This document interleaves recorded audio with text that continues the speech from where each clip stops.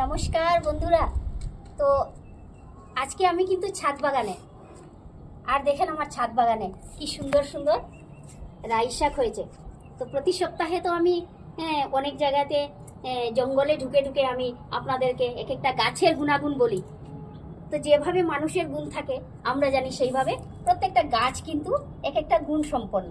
আর সেই গুণ সম্পন্ন গাছগুলি নিয়েই আমি আপনাদের সামনে কিন্তু এসে থাকি প্রতি সপ্তাহে। তো আজকে যে গুণসম্পন্ন গাছটা নিয়ে আসছি সেটা কি জানেন?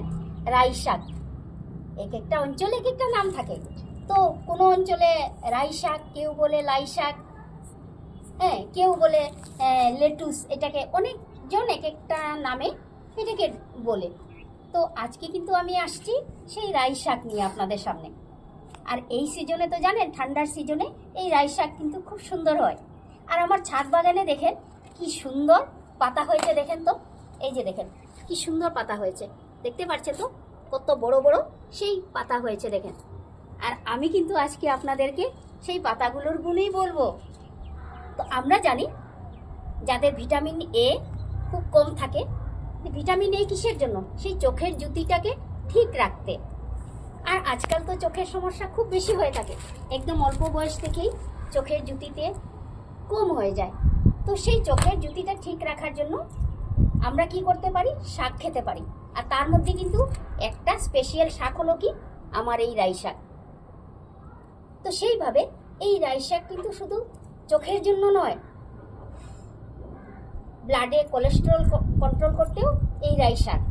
তাছাড়া রাই শাক কিন্তু হাড্ডি মজবুত রাখে।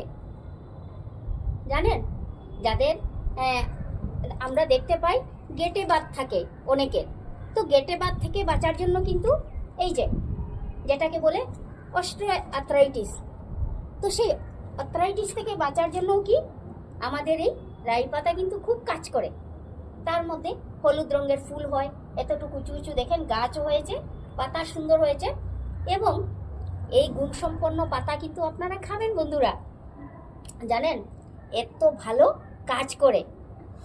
তাছাড়া তার মধ্যে ভিটামিন সিও থাকে। তাই বিভিন্ন গুণ সম্পন্ন আমার এই রাই পাতা। আর আপনারা দেখেন কি সুন্দর করে আমার ছাদ বাগানে একদম গোবর সার দিয়ে বানানো। দেখেন কি সুন্দর গোবর সার দিয়ে করা এই ছাদ বাগানে।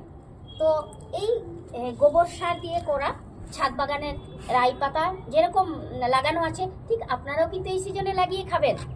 এবং তার গুণাগুণ সম্বন্ধে, যাদের পেটের সমস্যা, হজম শক্তিতে দুর্বল, তারাও কিন্তু এই পাতা খেতে পারবেন। সকালবেলা কেউ এই পাতাটা বেটে যদি খায় গরম ভাতের সঙ্গে, তার একদম কোলেস্টেরল একদম কন্ট্রোলে থাকবে। তাছাড়া যাদের উচ্চ রক্তচাপ আছে তারাও কিন্তু এই পাতাটা খেতে পারেন। এবং এই সিজনে আমরা জানি উচ্চ রক্তচাপটা একটু বেশি হয়ে থাকে।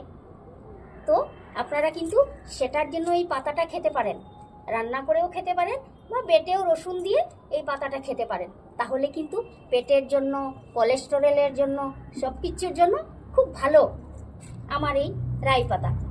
তো বন্ধুরা, আমি আজকে আপনাদেরকে সেই আমার ছাদ বাগানে বানানো রাই পাতার উপর একটা ভিডিও বানিয়ে দেখালাম। আমি আশা রাখছি বন্ধুরা আপনারা এইরকম পাতা খেয়ে সুস্থ থাকবেন, ভালো থাকবেন, সেটাই আমি চাই।